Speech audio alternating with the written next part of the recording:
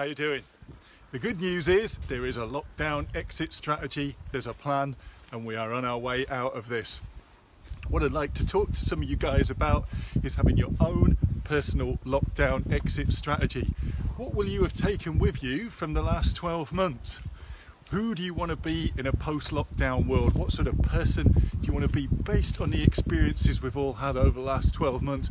And what is it you don't ever want to do again based on what you've looked at?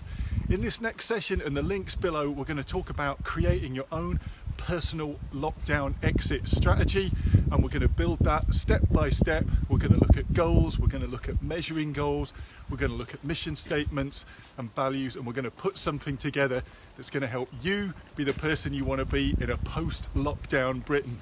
You coming? It would be great to have you on board. Okay, speak to you soon.